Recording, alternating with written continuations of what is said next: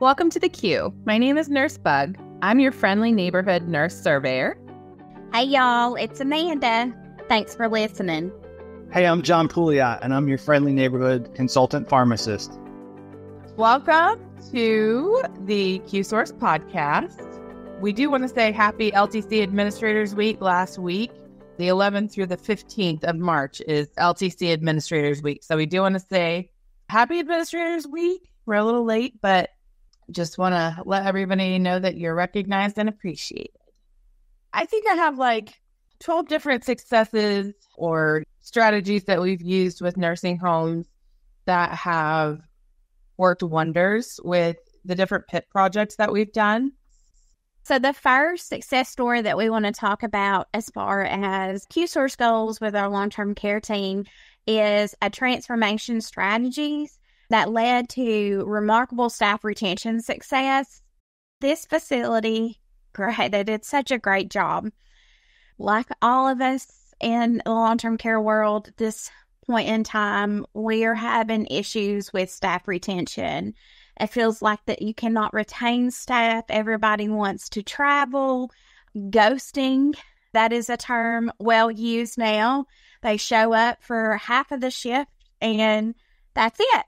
You never see them again. You try to call them to make sure they're okay, and they have ghosted you. You never hear from them ever again. This facility was really unique in that they were able to surpass their goal of a 10% reduction in staff turnover. Some of the things that they did were pretty remarkable. I thought they had a week-long staff appreciation to acknowledge your staff. All of the managing staff contributed to the daily task and activities. The whole idea was to maintain morale. They also had pamper yourself sessions. So they had breakfast every morning. They had spa day gifts for this, where they allowed gift cards from different spas, etc. At the end of the participation week, they had crafted gifts and thank you cards from all of the residents, which I thought was really nice. That is a great way to give back to your staff, is getting your residents involved. Also, everyone got a t-shirt. It said "Be Kind" on it, and it was for all the staff and each of the residents to wear. In the end, they boosted staff morale, and they also encouraged other sister facilities to do the same things. I thought that was pretty neat. That's why we chose one for staff retention. There's a few on fall PIPs, and one included that they had a new interim admin and DON, and amid this transition, they successfully completed a survey and a plan of correction.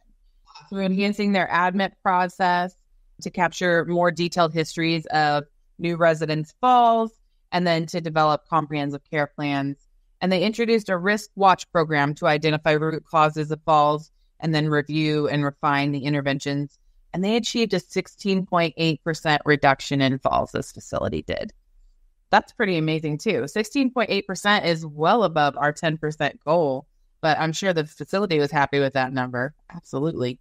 I don't know how much you can stress to somebody. Document on if it's your internal log or you have your EHR, wherever you want to, but be specific. Try to find that root cause analysis and teach your nurses that too. Teach them how to break it down so it's easier for you to help with interventions and refinement as needed. You're just going to have more success for your residents if you're able to get the correct documentation you need to drive down those numbers. The next one I saw was that education on best practice, transfer techniques, nocturnal rounding protocols, accurate completion of the incident reports, and inclusion of agency staff. A facility had a full rate of 38%, and their target was 34.2%. But they achieved, at the end of the project, 21.6%, and falls with major injury was down from 2.2% to 0%. Like, that's amazing. I was going to say, like, if you have dementia, there is a statistic there that you add in dementia, then you've had a fall with injury. Your life expectancy, if you're in a facility, is less than a year. That speaks volumes. I know John, on one of our summit presentations, showed a slide where it was a resident on antipsychotics with dementia versus not, and the mortality rate was increased by like 60% almost. Was it not, John? I mean, it was just insane. Patients without dementia and not on antipsychotics, it was like a 10% mortality, and then it went almost exponentially up to dementia and on antipsychotics. And that's one of the reasons why we really pinpoint those patients, because they are at risk. It's not like they have dementia and you give them an antipsychotic and they just, they have a sudden cardiac event. It's these falls and these, dementia-related adverse effects that precipitate mortality at a much higher rate in those patients. So these are big numbers. This is great, and it's nice to see how well the facilities appreciate working with us and the ease of working with us to be successful. It's nice.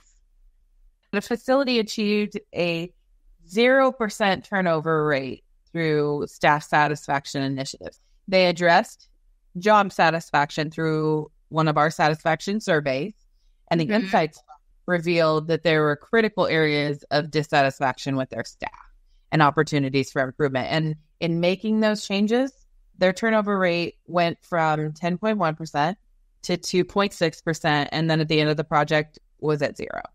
Yeah. But you have to be willing to ask those questions, and that's what's scary, okay? It's okay for me to ask those questions. Like, I want to ask those questions, but it's what you do with that information that you get back that really makes the difference. Yeah. Our facilities have done really well with that. Okay. And then, to increase your engagement and your success rate, we've had many an expert that have come into the collaborative meetings that have talked with our facilities and given presentations. And this is just one of many, but during one CSC collaborative presentation, we showcased the expertise of Rhonda Delaney. She's an RN, she's a certified wound specialist and the director of wound management for the American healthcare communities. And she gave a session on pressure injury staging, which included a review of topics relevant to LCC settings, insights into PI prevention, identifying risk factors, differentiating between present upon admit versus facility acquired. Because sometimes, when there's not a good skin assessment done to begin with, that's kind of hard to figure out. And then, of course, guidelines for accurately grading PI stages. And we had raving reviews about her. Not just her, but every speaker that we've had has brought something to the table. And that's what we try to do, is get people in here that know exactly what the LTC setting needs and how we can make it better. So that's number 5. Facility exceeds expectation and psych med reduction initiative. I do remember this facility, the admin and the DON, they had great success with their overall projects, of course, and it was psych med reductions. One of their biggest challenges was educating their families and their residents' families on the effects of psych meds and obtaining the most accurate medication history or past experience for that resident that we could. Sometimes we don't want to open up about certain things, or it was embarrassing for family members to really talk about certain things that happened in their parents' childhood, or it wasn't shared across just because of the embarrassment, or in those times you didn't talk about certain things. But really opening up those families' eyes on really grabbing those stories and utilize them in your care planning process so that we understand that we don't want to re-traumatize our residents, really looks at reducing psych medications, right? You're individualizing that plan of care. You're making sure that you are not stepping those lines that we don't think would be an issue, but causes an issue for that resident. And also brings your family in. The more that you're able to speak to your family and educate, the better off you are. I think that's what our consultant pharmacist, John, does for our facilities. Like I said, I feel like he really takes his knowledge and helps those DONs and those admins be able to translate that knowledge back and educate your families. It's been fun to dig into the individual patients because a couple of things happen. First, you empower all the stakeholders, try to educate them on the way to do it. I think there's a psychology to use of medications in this patient population that you have to kind of understand. And so it's helpful to have those conversations because everyone has a different reason. Like providers have a different reason for prescribing certain ways. Family have different reasons for why their family member needs to be on a medication or not. And so trying to get into the psychology of that and then kind of backtrack and say, okay, how can we motivate change somehow? I think that's a fun way to do it. And the other thing that happens when you have those conversations is we had examples of this. The DONs and some of the other folks we're talking to are extrapolating the conversation we're having on one patient to 3 or 4 other patients that they're thinking about at the same time. They're like, oh man, this is really similar to the other 3 patients that we're dealing with. It is super exciting when you see their wheels turning. Yeah. And you watch them, you watch their face light up, and it's like an aha moment, right? They're like, oh, wait. Really great. With 50 years of experience and experts across all areas of nursing home care, Qsource genuinely understands the needs of your facility. We've always been there alongside you, and we've walked in your shoes. No matter the situation, Qsource is prepared to tackle your challenges, solve your issues, and answer your questions. Let Qsource encourage, educate, and empower you. Contact us at any time at qsource.org. We will always be here to help. And now back to the podcast. The 7th one was titled, Thank You for Guidance and Support. And the respondent from the facility said participating was very helpful and that they were able to network and brainstorm with all the different facilities that we had on board. I'm pretty sure this quote was from the End Collaborative, I'm pretty sure, from one of the years. But they were able to network and brainstorm with Qsource and other facility leaders working on similar projects. And they said, we appreciate you. I mean, that's just a down version of it. They were very complimentary on the CSC project itself and the QI advisors that were a part of it. The next one was greatest outcomes. They said they cannot say enough good things. They worked on psych reduction and the rate reduced dramatically. And that last year's PIP, they were with us the year before too, and they did fall reduction. And they said, looking forward to another successful year. Thank you. We've had a lot like that, actually. A lot of facilities that were thanking us just for these PIP projects seem like small things, but they're not. They're very specific and centered to what we're talking about. And they can translate to different PIPs that you're doing, not just the fall, not just the psych, but any PIP that they're doing on how to implement QI initiatives with each PIP to make them a success. The 9th one that I got to reading was, the title was Surpassing Project Goal. And they had decreased falls in 1 month by almost 40%. The DON stated that they had participated in many CMP initiatives, but CSCs on psych meds brought the greatest outcomes for their facility. They basically pleaded with the QIA to continue the PIP, and they signed up for year 4. So I'm guessing this is from year 3. They signed up for year 4 of the initiative to continue working on the psych meds. They were pretty excited with their progress on psych meds. And I know I've had a lot of facilities this year who have noted the same thing. And I've asked all of them to speak at our Outcomes Congress that is this month as well. Looking forward to that. The 10th one that I found the title was 43 Days with No Falls. And the admin stated that they had success with the falls PIP based on 2 specific interventions that they put in place. And they had placed a fallen star at the room and fallen star sticker, I'm guessing. Sticker at the room. That's an old practice, but sometimes, old practices work out the best. I've been encouraging them to do that now. As a surveyor, I saw that all the time, and I always thought it was a wonderful thing because you don't know what that star sticker means. You have no idea, but the staff do. So it made staff more aware of fall risks just by that little star that they saw, which allowed for closer monitoring. And then they brought back the communication book at every nurse's station as a reminder to the oncoming shift of what was happening. And they said they had 43 days without one fall. Also That's surpassing. amazing. Yeah, they surpassed the goal of decreasing falls by 10% too. So 43 days without one fall and decreased their falls by more than 10%.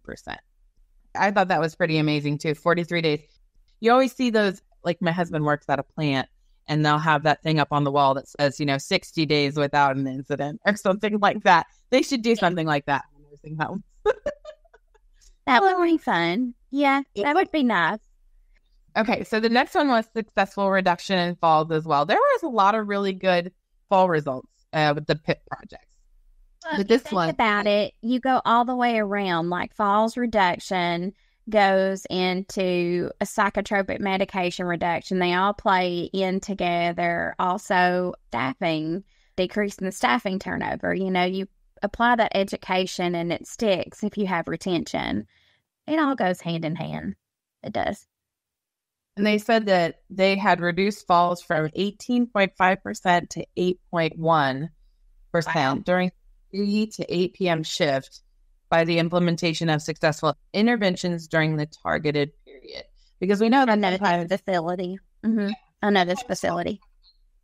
during certain times, with one of our programs, we were able to kind of pinpoint that between this time, that's when they had the most falls.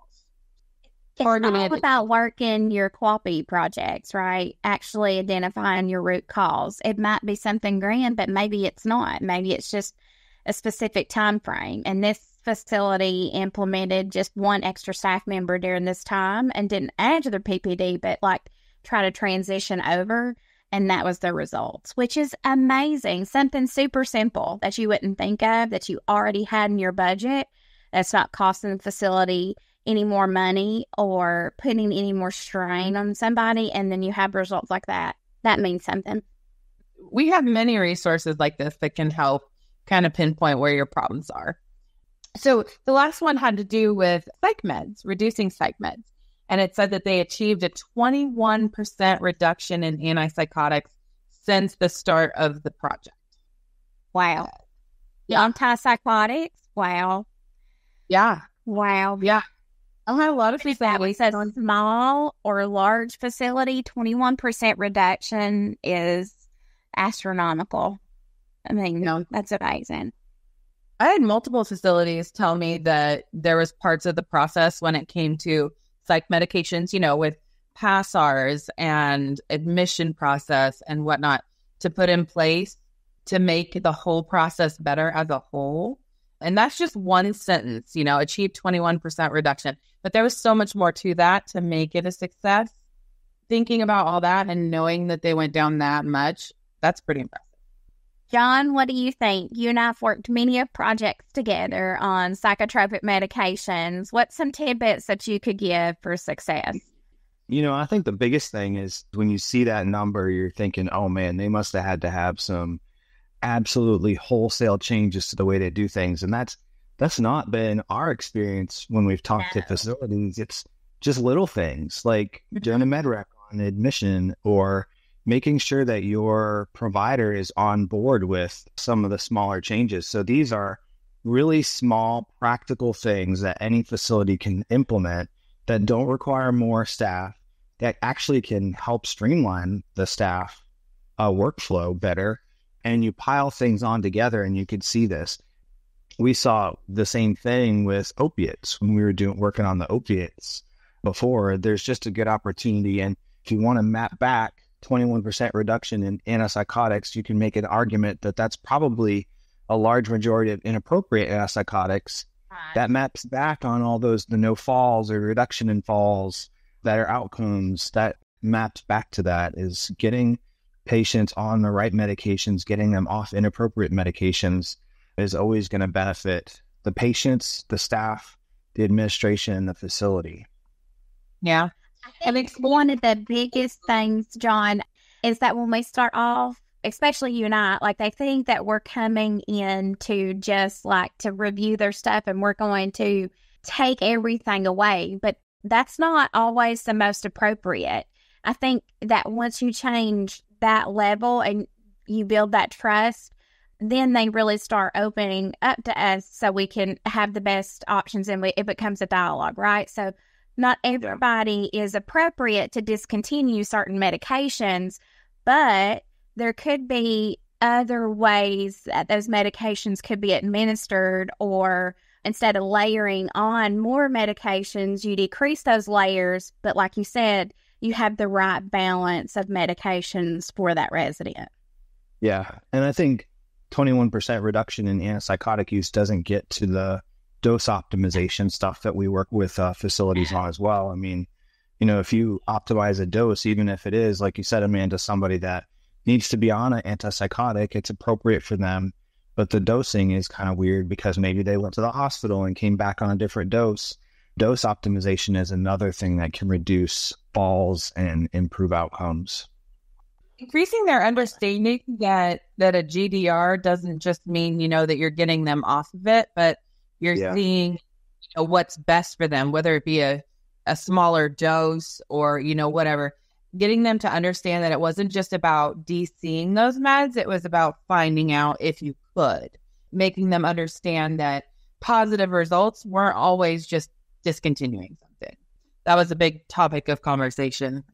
We've had several facilities. I always love to bring John in when it comes to psych reduction because he's got such a vast amount of knowledge. And John, everybody loves to hear what you have to say. That's what's happened over the course of our time together with the CSC project. And I just love that. They just really pick up on everything that you're suggesting, which is great because it gives them the ability.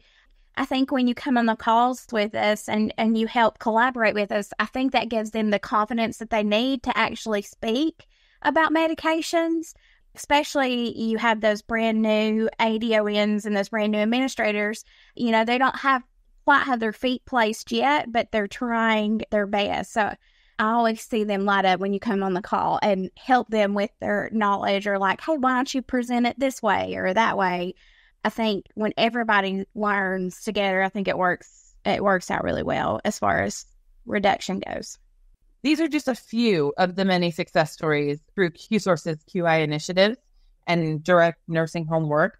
If you want to help increase your quality of care with staffing, with pressure injuries, with falls, psych meds, the topics could go on and on. Those are just the PIP topics that we worked on as initiatives. If you need a mock survey to evaluate areas for improvement, we can do that. If you need training for your staff or a better process for QAPI, we can help with that too. There's not one certain area that we address all areas. Get in a queue and experience the quality of care and QI initiatives that can elevate your facility as a prime senior living environment. That's what we want. We want to get more residents in, more admits, and be able to care for them effectively and efficiently and increase the quality of care. So our teaser for next week, all right, nursing home residents and appropriate outings and how to do it. Nursing home residents love to get out and about, and it can be challenging depending on the level of mobility, that sort of stuff.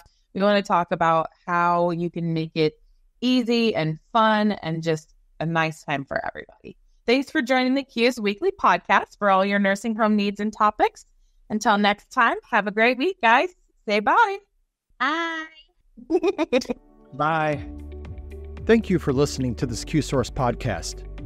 If you ever find yourself needing Qsource to assist your facility, please reach out to us at qsource.org so our long-term care experts can help you through the process.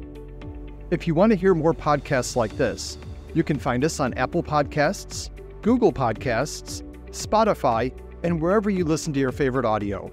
Just search for Qsource and you will find us. Thank you and have an amazing day.